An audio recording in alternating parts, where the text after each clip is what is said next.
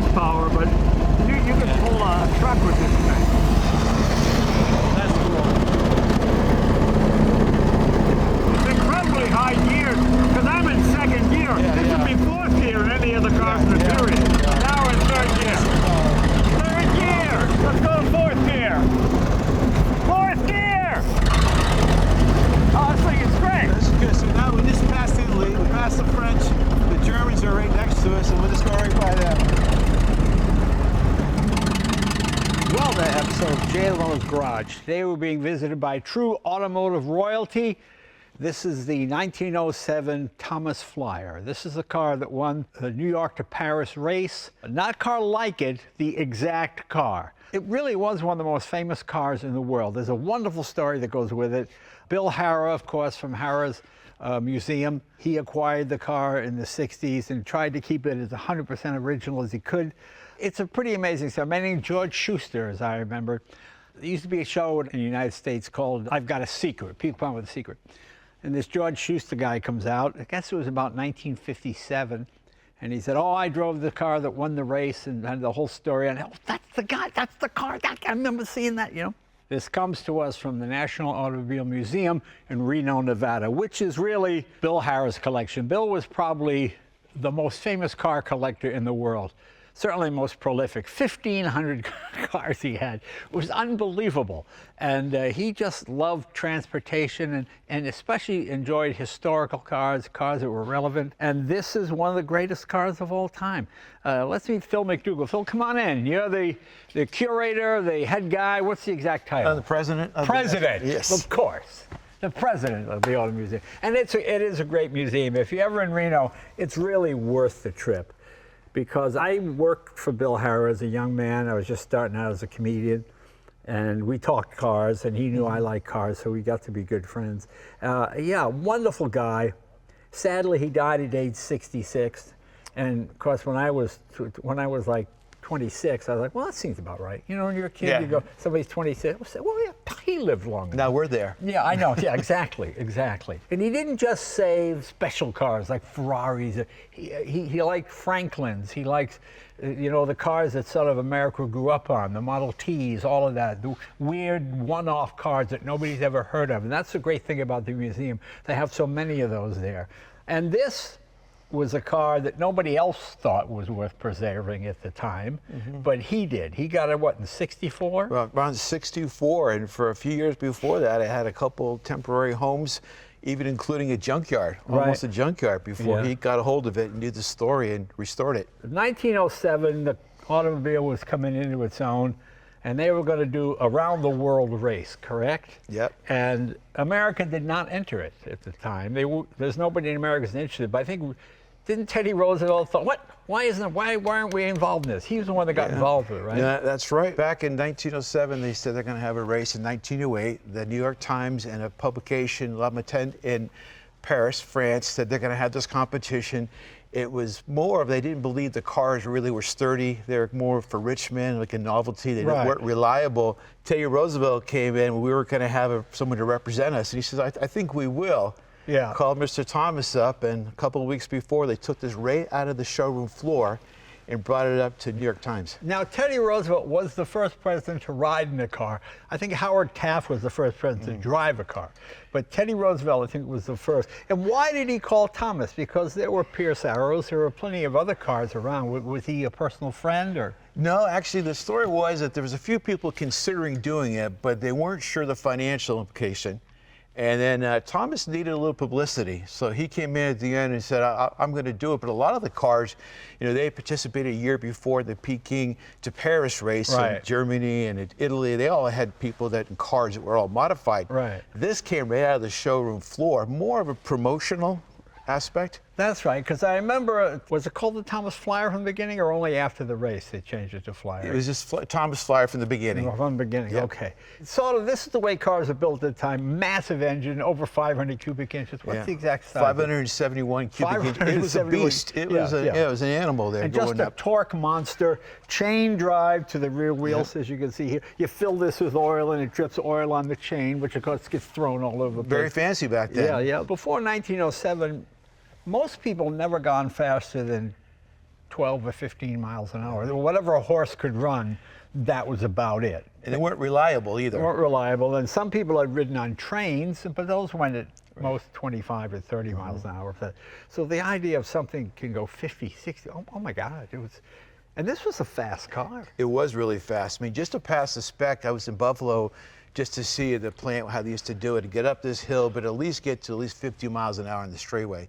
I was there, another flyer, a couple years ago, we got up to 70 something easily. Yeah, that's great. I was a little shaky. Well, Buffalo, I think, was the third wealthiest community in America at the time, because because all the timber and the lumber guys are there, and you see beautiful homes in Buffalo. You go to like a regular house, and there'll be a staircase of, oh my, look at the wood in that stair, because there's so much wood around. You know, it's just fascinating. Well, just to afford one of these, back then it went for $4,500. Yeah, that was a lot of money. A house was $1,200, just to give you some idea. Yeah. And the average salary was only $600 for the year. So today, this would have been about a $154,000 car for the average man. You know, I have when my dad thought when I was a kid he'd buy an encyclopedia set. And he got it he got an encyclopedia set for $10. And it was everything was old. I looked up automobiles and it said plaything of the rich.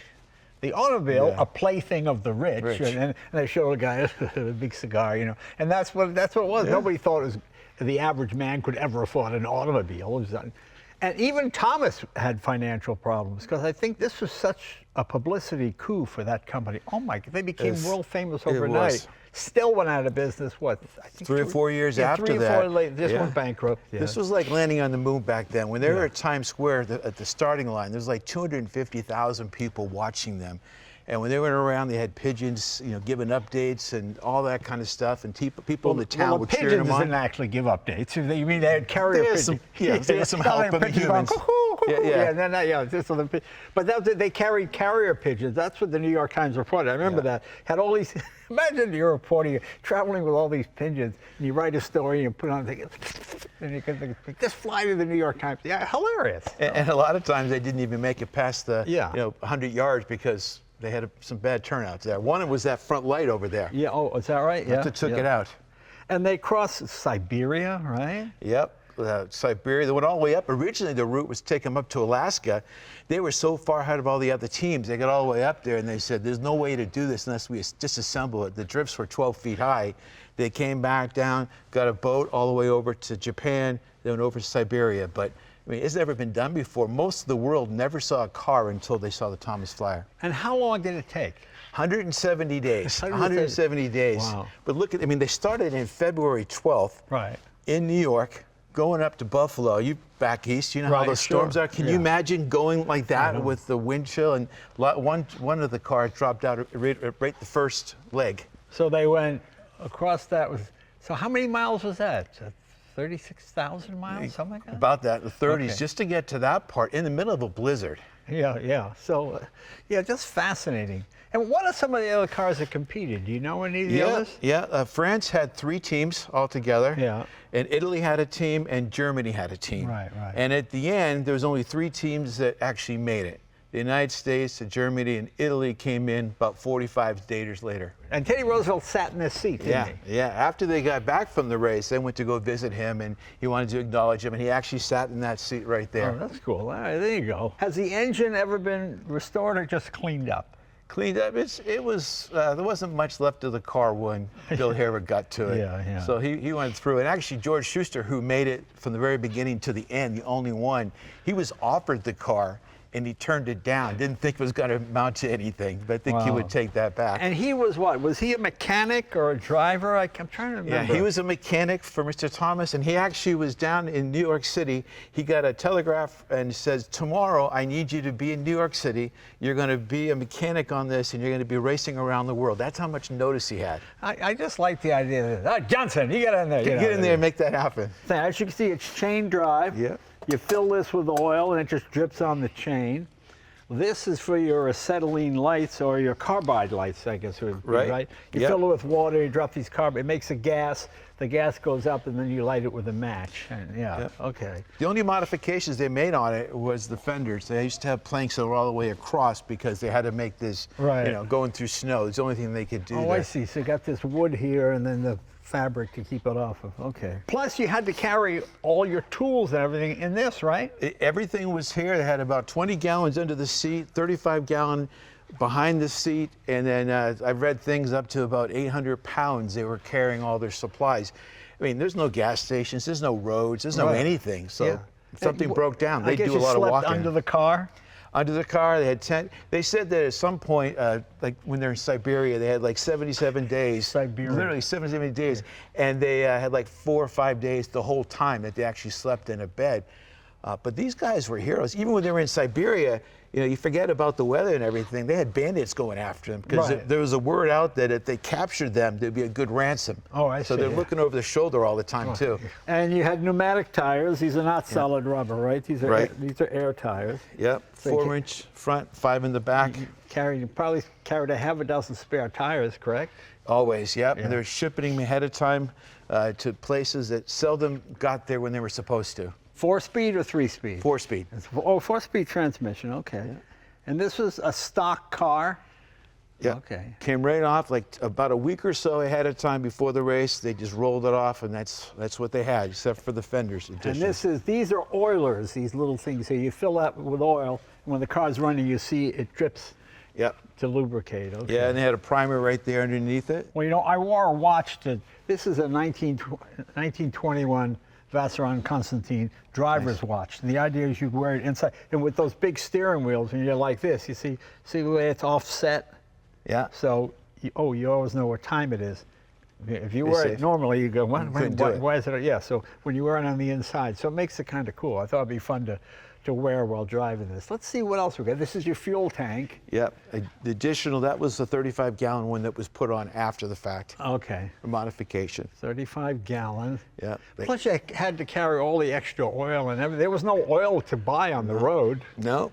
They would do their best to send telegraphs ahead of time where they thought they were going to be and say if there's a broken part. But a lot of the stories I heard where things broke down, he'd have to go like 5 or 6 miles, walk to get more gas or get some horses to go find someone to help him out. And when did how many days later did the last guy come in? Did they know? Well, actually, a funny story is Germany got there a couple of days before, but they were penalized because they did a little shortcut. Oh, that's, They put it on a train for about 1,000 miles. Put it on a train. That's a little bit of a shortcut. Put it on a train. They did that, and in addition to that, the Thomas Flyer Group, they're the only ones that took the original route all the way up to Alaska. They were going to originally cross the Bering Strait. Right. Thinking that the ocean was going to freeze, and they found out that's not going to work, so they came back down. They were given an additional 15 days for that, and then Germany was penalized 15 days. So even though they got there ahead, they really came in behind. Yeah, so, and plus, they must have tried to spike each other along the way, I imagine. There was some, I think, it was like, I look at it as like the original shows on TV, you know, a lot of Survivor drama. shows. Yeah, one of those reality TV shows because they were fighting, there was egos, there was people changing teams and getting on other people's teams. There was the bosses calling them up and making them go home. There's a lot of drama. Yeah, well, how could the boss call them up? There are no phones. Well, pigeons. Pigeons. Pigeons. I mean, what are all these holes here for? Do we know? Yeah, originally it's kind of like the wagon, you know, when they had the little tarp over it. Oh, right, They did that in the beginning. They thought with the canvas it was going to help it out, but it didn't last. Some of them were there for the structure to support the boards. I loved all the carvings because every time, like some of these are girlfriends and people all around the world carved their initials in when they made these stops. Oh, I see. Yeah. A lot of history. And that's how it was verified. When George Schuster came up, he wasn't sure if it was really, Harrah wasn't sure if it was really his car. Right. I think when he went on that show you were referencing, I think he said afterwards, that's not the right car because he thought it wasn't right. Right. And then he came back and you saw where he welded the frame on the back side and you saw one of the initials of one of the rider's girlfriends and he verified this is the right one. So Harrah was happy. All right, but can we take a look at the engine? Can we see what that looks like? Yeah, let's do it.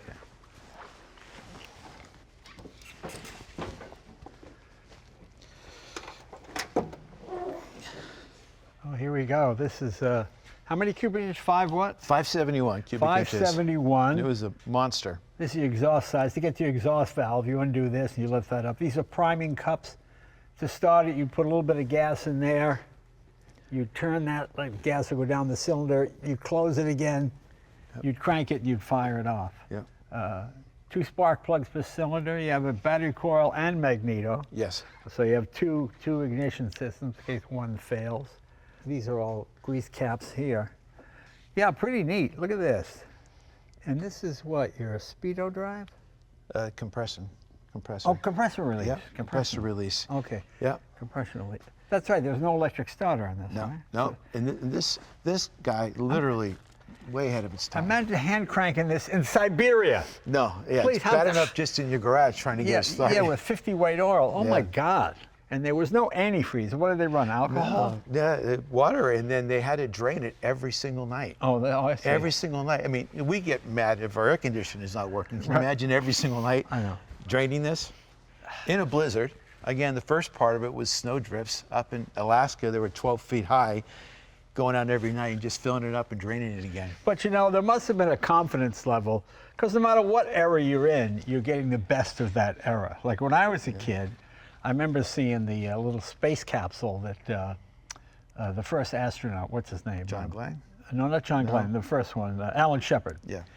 It was like 2 garbage cans, you Yeah. know? And you sit like, I thought, well, that's pretty good. Yeah, I mean, that's the best we can do. You look at it now, you go, oh my God, I wouldn't get in that No, thing. It's no. unbelievable. Yeah. You know? It was- But this is like a rocket ship. You go, oh, look how fast it is. You know, pretty amazing. Yeah, it was something that most of the world never saw before, and it was amazing to them. That's why they were so excited. When they came through, people were having parties for them, but they couldn't even stop. They got up every morning at 8 o'clock, went to about 5 o'clock in the afternoon, then worked on it till midnight fixing things. Right. And they only made about 157 miles in a great day on average. Wow.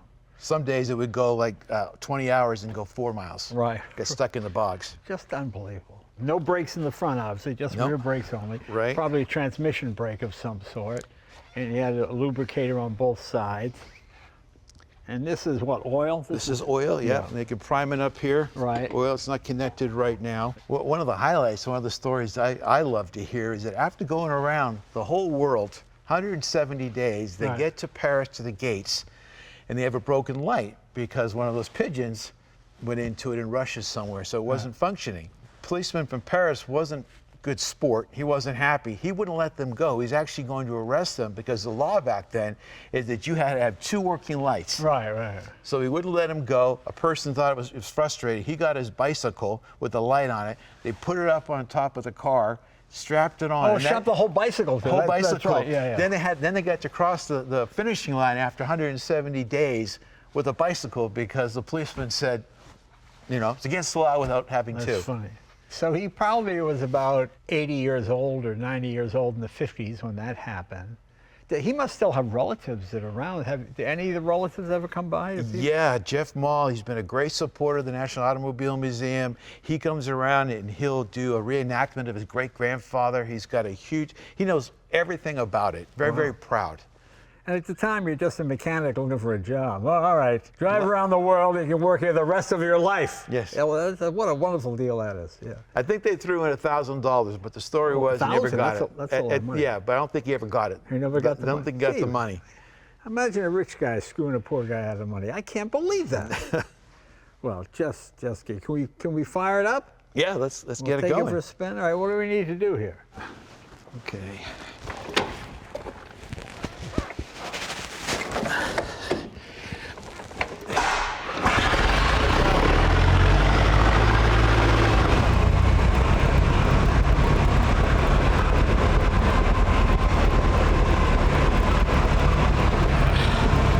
There we go.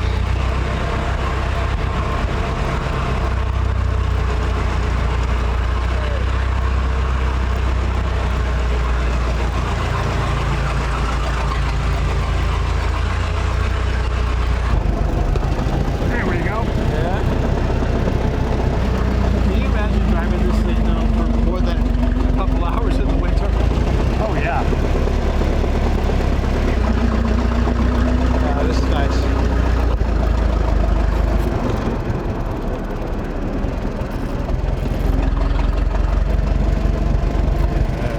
Oh, you're very nice now. Yeah. It's running smoother than the Jarman did. Actually, it's very docile. It's quite nice. You know, it it's such a torquey motor. What are you looking at here? About 60 horsepower?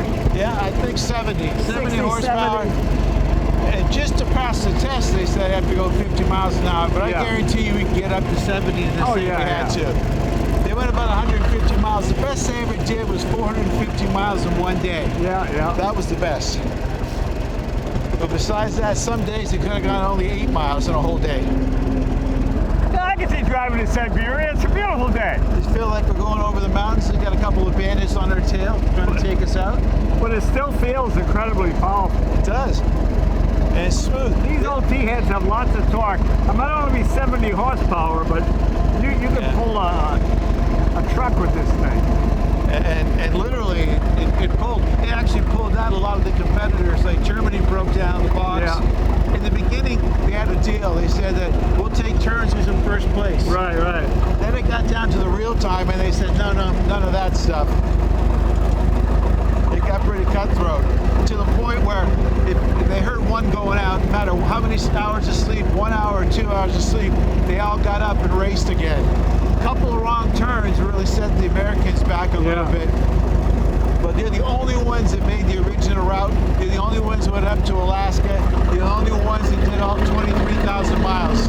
It's incredibly high gear, because I'm in second gear. Yeah, This yeah. would be fourth gear in any other car in the period. It would. I mean, look at how much power you got. Yeah. But when you're going up these mountains, you know, they had very little very little time to be going flat. Everything else was you're going on mountains, around corners. They literally had to pick up the car, turn it inch at a time to get around some of the mountains. And when they went to Japan, most of the world never saw it. They got stopped all the time. People were stopping and throwing them flowers, carving their initials inside of it. Viewers didn't understand what it was. But the thing that really got people scared is a lot of the animals, they got a bad rap because a lot of the farm animals in most of the rural counties, they were scared of the horses and stuff. So they got to a point where they weren't letting people go through their property. I mean, it's a real piece of history, boy. And they made that movie, kind of a fun movie, The Great Race. Tony Curtis was in it, Jack Lemmon. But people didn't really put two and two together that it had such a historical significance. Before this, they always thought the car wasn't reliable, never could it make it in the wintertime. Right. Maybe, you know, for a rich man's car, but nothing something they could do here in the middle of the winter, going through, you know, the mud and the heat. It would break down, I thought. Again, back in that time in 1908, we forget, that's like when the Wright brothers just did their first little public showing for flights.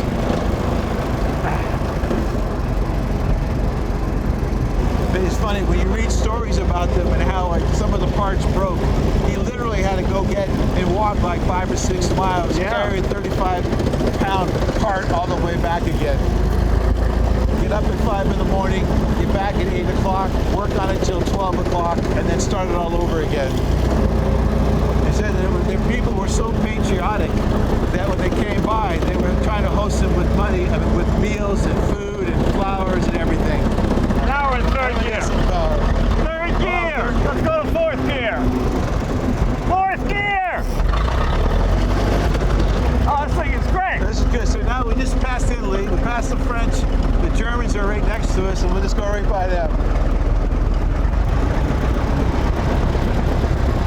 But can you imagine going all the way around the world, getting to the finishing line, and the policeman said they're going to take you to jail because you have a broken leg? I know. Well, finally, I'm glad we got to do this. I've been talking to you for years. Thank you. This is great. Very, very happy. I'm a huge history buff, so one of the highlights to me was just seeing like Teddy Roosevelt. You know? I know, it's living history. It actually runs exactly the way it ran back in the day. Yeah. And you say that he was the first one to actually drive a car? To ride in a car. Ride in a car. He didn't like cars at first. He was a horse guy. And it was considered effete. You know, you were like, oh, you're the aristocrat, you know, your automobile. But horse was a manly thing. Manly guy. Just the part alone when you have to get up there every night and just go over the water. When you think about the dynamics, you don't have a lot of room back here for your luggage, right? No, nothing. You got some wheels, you got some food. And they said a lot of the food was like almost black. They only ate the crust because they go days and days between having a good meal.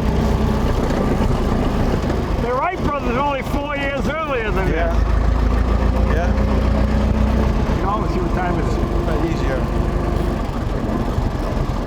Because the model that came out right after this, Judge Sousa said was not good, not reliable. Yeah. So after that, it went all downhill.